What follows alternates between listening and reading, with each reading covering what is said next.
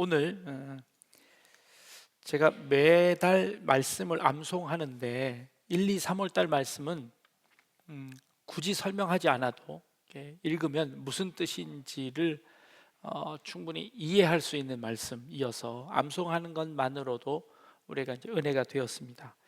그런데 4월 말씀은 자꾸 읽어도 무슨 뜻인지 잘 모르겠어요.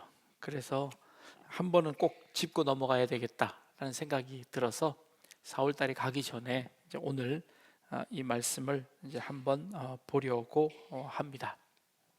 자, 그러므로 이르기를 그가 위로 올라가실 때에 사로잡혔던 자들을 사로잡으시고 사람들에게 선물을 주셨다. 무슨 뜻일까요? 애매합니다. 사로잡혔던 자를 또 사로잡아요. 이 사로잡혔던 것은 어디 다른 데 사로잡혔던 거를 또 사로잡아서 올라가실 걸까요? 이제 여러 가지로 해석할 수가 있습니다. 그럼에도 불구하고 이제 마음에 잘 안 들어오고 감동이 안 되니 이게 또 잘 안 외워지는 겁니다. 그래서 오늘 이 말씀의 뜻을 조금 살펴보려고 합니다. 에베소서 성경을 보시면 지금 오늘 우리가 읽은 4장 8절 말씀을 보시면 성경을 보시면 여러분들 성경에 보시면 어떻게 되어 있냐면 그러므로 이르시기를 하고 그가 위로 가실 때는 그러니까 성경에 띄어쓰기를 이렇게 들여쓰기를 했습니다. 그리고 안쪽으로 조금 들였었지요. 조금 다른 겁니다. 왜 들였었냐 하면 이 구절은 그냥 한 말이 아니라 다른 데 있는 말씀을 인용해서 여기다가 이렇게 따옴표를 해서 이게 인용해서 쓴 글이라고 해서 이렇게 따옴표가 붙은 글입니다. 그러니까 좀 짧게 이렇게 기록되어 있죠. 그러니까 이거는 에베소서에 원래 있는 말씀이 아니라 에베소서에 있는 기자가 다른 데 있는 말씀을 빌려다가 여기다가 이렇게 인용한 겁니다. 그러면서 그 성경에 보면 기억이라고 돼 있는데 그 기억 밑에를 내려가 보면 시편 68편 18절이라고 되어 있습니다. 그래서 한번 화면을 보여주시면 이제 시편 68편 18절 말씀을 인용한 겁니다. 같이 한번 읽어보겠습니다. 시작. 주께서 높은 곳으로 오르시며 사로잡은 자들을 취하시고 선물을 사람들에게 받으시며 반역자들로부터 받으시니 여호와 하나님이 그들과 함께 계시기 때문이로다.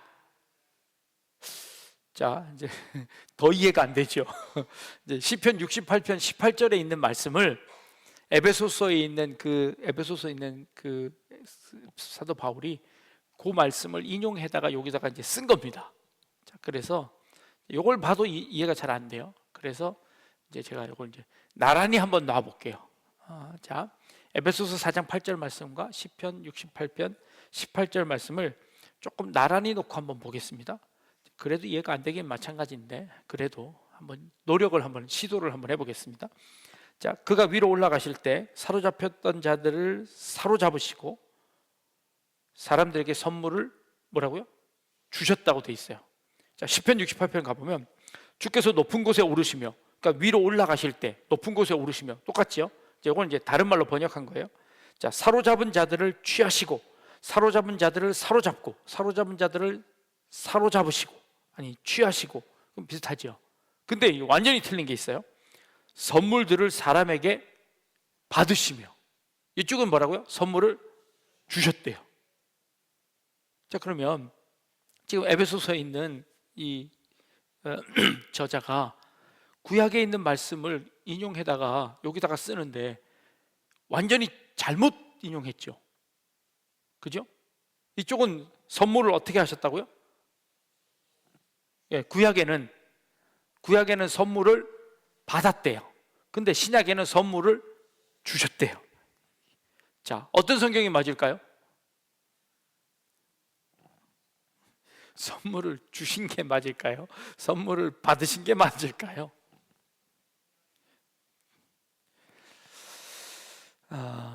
뭐 이래도 저래도 잘 모르겠어요. 선물을 줬는지 받았는지, 선물을 주면 뭘 줬는지, 받으면 뭘 받았는지 잘 모르겠어요. 그래서 오늘 이 말씀을 한번 좀 생각해 보려고 하는데요. 자, 사로잡혔던 자들은 누굴까요? 우리겠죠. 우리 죄로 인해 사로잡혔던 그런 자들을, 우리를 취해서 하나님이 올려가시는데, 신약 성경에는 그런 사람들에게 선물을 주셨대요. 그 말이 되죠. 그런데 그 사로잡은 자들에게 오히려 선물을 받으셨대요, 구약은. 그런데 선물을 받은 이유가 뭐냐면 여호와 하나님이 그들과 함께 계시기 때문이래요. 이것도 말이 안 돼. 도대체 문법적으로 무슨 말인지 잘 모르겠어요. 선물을 받았는데 선물 받은 이유가 하나님이 그들과 함께 계시기 때문이래요. 자, 그래서 그 다음 페이지를 한번 넘겨볼게요. 그러니까 에베소서 4장 8절 말씀 말고 8절, 9절, 10절 말씀을 보니까 힌트가 하나 있어요. 자, 올라가셨다 하였은즉 땅 아래 낮은 곳으로 내리셨던 것이 아니면 무엇이냐? 내리셨던 그가 곧 모든 하늘 위에 오르신 자니 이는 만물을 충만하게 하려 하심이라 라는 말씀이에요. 자, 그러면 지금 이 에베소서의 저자가 아까 그 시편 말씀을 인용한 이유가 뭐냐면, 왜 인용했냐면 그 사로잡아서 올라가신 그분이 왜 올라가셨느냐? 올라가셨다라고 이야기한 이유는 무엇이냐 하면 그분이 땅 아래 낮은 곳에 내리셨던 것이 아니면 무엇이냐? 사실은 이 본문을 인용한 목적이 뭐냐면 선물을 줬는지 받았는지 그게 목적이 아니라 그가 밑에서부터 올라가셨다는 게 초점이에요. 그가 올라가셨다고 한다면 이미 내려왔을 것인데 내려온 것이 아니면 무엇이냐? 그분이, 하늘에 올라가실 그분이 땅에 내려오셨다는 겁니다. 왜 내려왔냐면 이 만물을 충만하게 하기 위해서 내려오셨다라고 말하는 겁니다. 자, 그러면 이제 힌트가 이제 조금씩 생기는 거예요. 거기다가 또 다른 하나 힌트를 드리면 선물을 받았다. 선물이라는 거, 이 단어가 시편의 구약 성경에는 어떤 단어를 쓰냐면 마티나라는 단어를 쓰는데, 이 단어는 선물이라는 뜻도 있는데 또 다른 뜻은 무슨 뜻이냐면 희생 제물이라는 뜻이 있어요. 선물의 뜻도 있지만 희생 제물이라는 뜻도 가지고 있다는 거예요. 그러면 희생 제물이라는 그 뜻으로 이 말씀을 해석한다면 그분이 내려와서 희생 제물을 받아 그 희생 제물이 되기 위해 그들 가운데 함께 하기 위해서 그분이 내려오셨다가 되는 겁니다. 그렇다면 그 선물을 받았다, 주었다라는 의미보다 하늘로부터 내려오신 하나님이 인간이 되셔서 이 땅에 오셔서 희생 제물이 되셔서 그 희생 제물을 받으심, 그 희생 제물과 함께 그들과 함께 있기 위해서 희생 제물이 되어 주신 그 예수님에 관한 것을 의미하는 것이다 라고 말씀하시는 겁니다.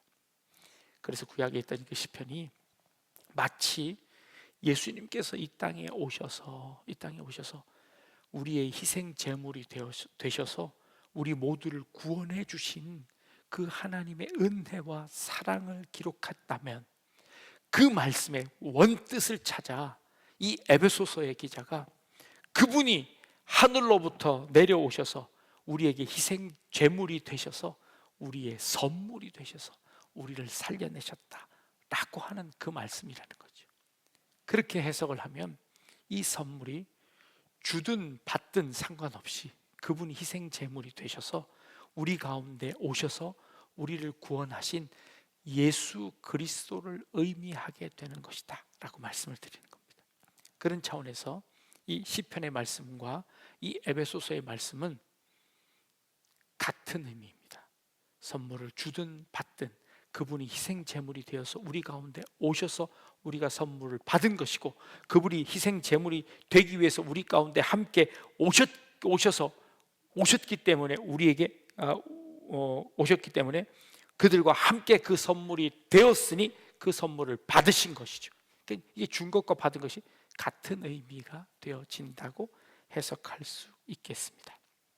자, 그렇게 해석해놓고 나면 하나님이 인간이 되셔서 우리 가운데 함께 하시기 위해서, 또 다른 말로 만물을 충만하게 하시기 위해서, 만물을 회복시키기 위해서 하나님이 인간이 되신 것, 이게 성육신이죠. 성육신이죠. 그 하나님의 은혜를 설명하기 위한 구절이 바로 에베소서 4장 8절 말씀이라는 겁니다. 그걸 이해하고 여러분들이 이 말씀을 다시 한번 읽어보겠습니다. 다시 한번 보여주십시오. 자, 그러므로 이르기를 시편에 이미 성경에 이르기를, 그가 위로 올라가실 때 사로잡혔던 자, 죽음으로 죄로 인해서 사로잡혔던 우리들을 취하사 사로잡으시고 우리에게 하나님의 영생의 선물을 주셨다 하였도다 라고 말씀하시는 겁니다. 이제 좀 이해가 되셨나요? 그렇다면 조금 외우기 쉬워졌을까요? 네, 오케이. 다시 한번 외워보겠습니다. 자, 시작. 그러므로 이르시되 그가 위로 올라가실 때에 사로잡혔던 자들을 사로잡으시고 사람들에게 선물을 주셨다 하였도다. 에베소서 4장 8절 말씀입니다. 그래서 올라가셨다 하셨은즉 땅 아래 낮은 곳으로 내리셨던 것이 아니면 무엇이냐. 내리셨던 그가 곧 모든 하늘 위로 오르신 자니 이는 만물을 충만하게 하려 하심이라. 만물을 충만하게 하시는 방법은 그 다음 절, 어떤 사람은 사도로, 어떤 사람은 선지자로, 어떤 사람은 복음 전하는 자로, 어떤 사람은 목사와 교사로 삼으셨으니 이는 성도를 온전하게 하며 봉사의 일을 하게 하며 그리스도의 몸을 세우려 하심이라. 아멘. 그리스도의 몸을 세우기 위해, 그분이 만물을 충만하게 하기 위해 온 성도들의 직분을 허락하시고, 그리고 그 직분자들을 통하여서 만물을 충만하게 하시기 위해서 그리스도가 이 땅에 오셨다라고 하시는 그런 말씀인 겁니다. 자, 이렇게 말씀을 하고 나면 하나님이 도대체 왜 인간이 되셔야만 했을까요? 하나님은 뭐든지 하실 수 있으시잖아요. 그냥 하나님이 말씀으로 천지를 창조하셨잖아요. 그 천지를 창조하신 분이 그냥 말씀으로 뚝딱 해서 그냥 우리를 사로잡았던 자들을 싹 사로잡아서 천국으로 올리시면 되지, 왜 하나님께서는 우리 인간의 모습으로 이 땅에 오셔서 그 어려운 십자가를 지시고 이 만물을 충만하기 위해서 왜 그 일을 하셨습니까? 라고 묻는다면 뭐라고 대답할까요? 하나님 왜 그러셨을까요? 심심해서 그러셨을까요? 하나님 왜 인간이 되셔야만 될까요? 이걸 못 믿는 사람들이 참 많습니다. 하나님은 다 알아요. 다 믿어요. 그런데 예수님을 안 믿어요. 왜 하필이면 하나님이 인간이 되셨냐? 우리처럼 똑같이. 아니, 인간은 연약하고 죄인이고 인간은 실수하는데 왜 신인 하나님이 인간이 되셔서 그 인간의 모습으로 죽어야만 했느냐?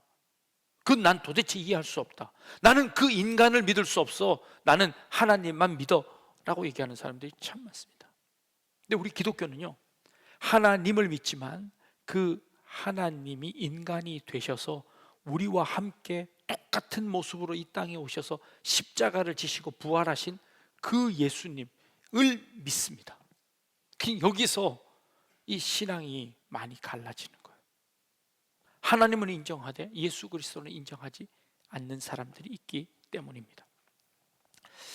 제가 새가족들에게 늘 예수님에 관한 설명을 할 때 이 예화를 듭니다. 어떤 노신사 한 분이 시골길을 가는데 개미들이 줄을 쭉 지어서 이렇게 먹이를 이렇게 나르고 있어요. 근데 개미들이 그 개미 구멍을 보니까 개미 집이 여기 있는데 그 개미 집 앞으로 농부가 밭을 갈고 오는 거예요. 근데 조금 있으면 그 밭을 갈다가 이 개미 집을 다 무너뜨릴 것 같아요. 개미들이 너무 열심히 일을 하고 있는데 개미들이 너무 불쌍해서 그 개미들에게 좀 도와주려고 개미들이 가는 앞길에다가 큰 돌 하나를 갖다 이렇게 탁 막아서 개미 집으로 못 들어가도록 막아놨어요. 어떻게 했을까요? 개미가 그 돌을 기어 올라가서 결국은 기어코 그 집으로 들어가는 거예요. 안 되겠다 싶어서 이번에는 개미 집 앞에를 움푹 파서 못 들어가게 만든. 그랬더니 이번에는 개미가 삥 둘러서 그 집으로 가는 거예요. 어떻게 하면 좋을까? 개미 몇 마리를 손에 올려서 보여주는 거예요. 야, 저기 봐봐. 저 지금 농부가 너네 집 다 부숴 놓을 거야. 빨리 도망가 하고 저 멀리 농부가 오는 걸 보여줬어요. 알 수 있을까요? 모르죠. 그러다가 이 신사가 생각을 했어요. 내가 만약에 딱 30분만 개미가 될 수 있다면 내가 이 개미한테 가서 얘기해 줄 수 있을 텐데. 그 생각을 딱 하는 순간 아하, 하나님이 인간이 되신 이유가 바로 이거구나 라는 거예요.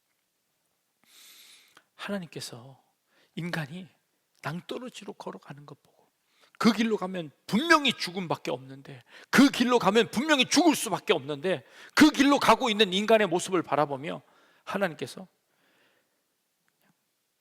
천둥을 쳐서 못 가게 막으시기도 하고, 그 앞에다가 큰 웅덩이를 만들어 못 가게 만드시기도 하고, 선지자들을 보내 그 길을 막아보기도 했는데 그 인간들이 말을 듣지 않더라는 거예요. 그래서 하나님께서 결국 어쩔 수 없어서 하나님이 인간이 되시기로 작정하신 거예요. 그래서 우리의 인간과 똑같은 모습으로 와. 너희 그 길로 가면 죽어. 너 그 길로 가면 낭떠러지야 라고 하는 것을 하나님이 우리에게 보여주신 거예요. 그래서 하나님이 인간이 되셔야만 했어요. 그게 예수님인 거죠. 그게 예수님인 거예요. 하나님이 왜 인간이 되셔야 했냐면 우리에게 길을 가르쳐 줘야 하는데, 신성을 가진 하나님이 아무리 얘기해봐야 그건 하나님의 소리니까, 그건 하나님이니까 하실 수 있는 말이죠. 우리 인간들로서는 이해가 되지 않으니 인간들이 자꾸 낭떠러지로 걸어가니 하나님께서 똑같은 인간이 되셔서 우리에게 삶에 살아가는 방법을 가르쳐 주셨다는 겁니다. 이게 성육신이에요. 그래서 인간의 모습을 가지고 우리에게 말씀하셨습니다. 그게 희생 제물이 되셨다는 말입니다. 우리와 똑같이 인간이 되셨다는 말입니다. 그래서 예수님은 하나님이시기도 하지만 우리와 성정이 같아서 우리와 똑같은 인간의 모습을 가지고 이 땅에 오셔서 우리와 똑같이 배고프고 아프고 수치를 당하고 그 어려운 고난 가운데 힘든 것을 아는 인간의 모습으로 이 땅에 오셨다는 겁니다. 근데 그분이 그 우리와 똑같은 몸을 가지시고 이 땅을 살아가는 다른 방법을 우리에게 보여주셨어요. 그래서 우리는 그 길로 인도하신 겁니다. 그래서 우리는 예수님이 걸어가신 그 길, 예수님께서 가르쳐 주신 그 길, 예수님께서 우리에게 명령하신 그 길을 따라 행하게 되는 것, 그거 신앙생활이라고 하는 겁니다. 근데 우리는 가끔 이렇게 생각합니다. 그건 예수님이니까 하실 수 있는 거죠. 그건 하나님의 아들이시니까 가능한 거죠. 그건 예수님이나 할 수 있는 거지 우리가 어떻게 예수님처럼 살 수 있어요? 불가능해. 이렇게 말한다면 우리는 하나님이 인간이 되신 그 이유와 그 목적을 하나도 이루지 못하게 만들어버리는 그런 결과가 오는 겁니다. 예수님이 그렇게 사셨으니까 우리도 그렇게 살려고 노력해야 하는 겁니다. 그래서 우리를 뭐라고 하나요? 크리스찬이라고 해요. 크리스찬은 뭐죠? 그리스도를 닮는 사람들, 그리스도처럼 사는 사람들, 그리스도를 믿는 사람들, 이게 그리스도인이잖아요. 그 그리스도인 되게 하셨다는 것을 말씀하고 계십니다. 선물을 주셨는데 그 선물은 예수 그리스도가 나와 똑같은 인간이 되셔서 우리가 살아나갈 수 있는 방법을 가르쳐 주신 겁니다. 죄에 사로잡혀 있던 자들에게, 패배감에 사로잡혀 있던 자들에게, 실패에 사로잡혀 있던 자들에게, 절망에 사로잡혀 있던 자들에게 그 절망을 이겨내고 살아나갈 수 있는 힘과 용기와 그리고 방법까지도, 그리고 모범을 보여주셔서 그렇게 살 수 있도록 우리에게 보여주신 것이죠. 그게 주님이 우리에게 주신 선물입니다. 그게 하나님께서 우리에게 주신 선물입니다. 우리에게 그 선물을 주셨다는 겁니다. 그리고 이 선물은요, 요 선물이라는 요 단어는 신약 성경에 쓰여진 요 선물이라는 단어는 성경에 또 한 군데 쓰여진 데가 있습니다. 누가복음 11장 13절 말씀에 똑같은 단어가 써 있는데, 도마라는 단어인데 그 단어의 뜻은 누가복음 11장 13절은 이렇게 되어 있습니다. 너희가 악할지라도 좋은 것을 자식에게 줄 알거든. 좋은 것, 선물, 이게 같은 단어입니다. 좋은 것을 자식에게 줄 알거든 하물며 너희 하늘 아버지께서 구하는 자에게 성령을 주시지 않겠느냐라는 거예요. 이 좋은 것, 이 선물을 누가복음에서는 뭘로 연결하고 있어요? 성령으로 연결하고 있어요. 예수님께서 사로잡혔던 자들을 잡아 그에게 선물을 주셨는데, 그분이 승천하시면서 우리에게 그 좋은 것을 주셨는데 그것이 바로 성령이라는 겁니다. 그 성령을 우리에게 선물로 주시며 이 땅을 예수님처럼 살아갈 수 있도록 우리에게 힘을 주시고 용기를 주시고 지혜를 주시는 그 일을 성령을 통해서 하시겠다고 약속하시는 겁니다. 그래서 이 에베소서 4장 8절 말씀은 예수님께서 이 땅에 오셔서 사로잡혔던 자들을 사로잡고 그들에게 선물을 주셨는데, 그것은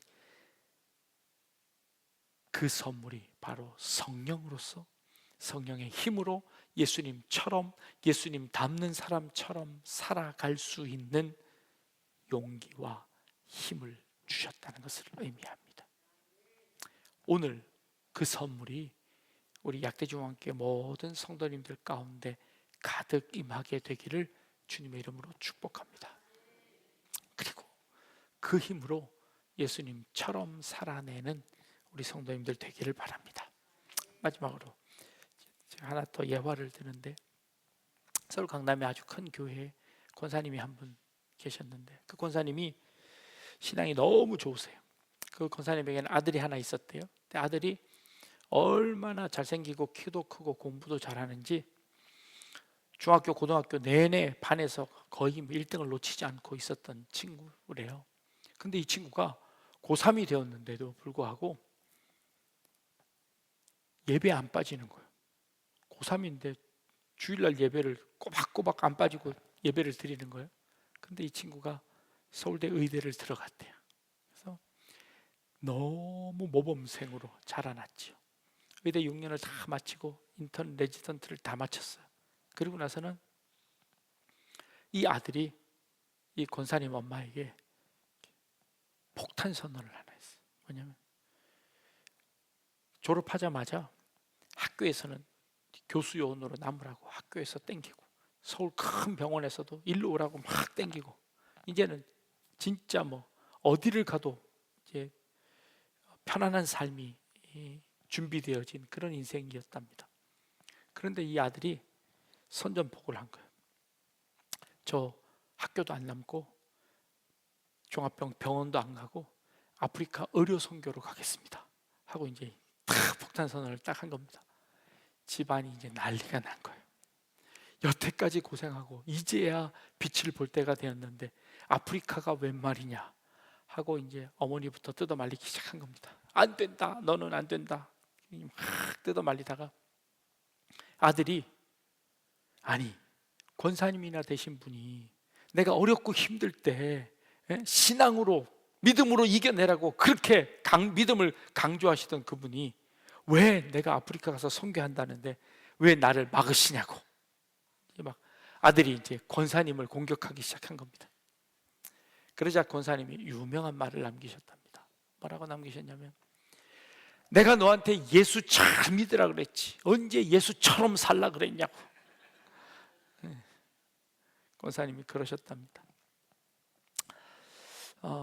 우리는 예수 잘 믿는 것이, 예수 잘 믿어서 복 받아서 좋은 데 취직하고 돈 많이 벌고 건강하게 살고 이거 예수 잘 믿는 거라고 생각했는데, 이 아들은 진짜 예수 잘 믿는 거는 예수님처럼 사는 것이라고 믿었기에 예수님의 가르침 따라 살아보려고 노력했던 것이죠. 물론 지어낸 말일 수도 있겠지만 우리에게 던져주는 의미가 있습니다. 우리에게 주신 선물은 예수님처럼 살아갈 수 있는, 예수님 흉내 낼 수 있는 그 예수님을 내가 믿는다고 얘기할 수 있는, 그래서 내가 예수님 조금 닮았습니다 라고 얘기할 수 있는 그 축복이, 그것이 우리에게 선물인 거죠. 그게 예수를 잘 믿는 거죠. 잘 믿는 거죠. 우리 약대중앙교회 성도님들은 그 예수님 잘 믿는 성도님들 되시길 바랍니다. 예수님 닮은 삶을 살라는 거예요. 예수님처럼 살라는 겁니다. 그게 예수님 잘 믿는 거라고 우리에게 말씀하십니다. 우리를 사로잡혔던 우리를 사로잡으사 우리에게 선물 주셨습니다. 어떤 선물이요? 예수님이, 하나님이 인간이 되셔서 우리를 구원하신 선물을, 그리고 어떻게 살아야 하는지의 방법을 보여주신 그 선물을, 그리고 그 삶을 살아갈 수 있도록 성령을 보내주시는 선물을 우리에게 주셨습니다. 그 선물 받고 예수님처럼 살아낼 수 있는 저와 여러분 되실 수 있기를 주님의 이름으로 축복합니다. 네, 기도하겠습니다.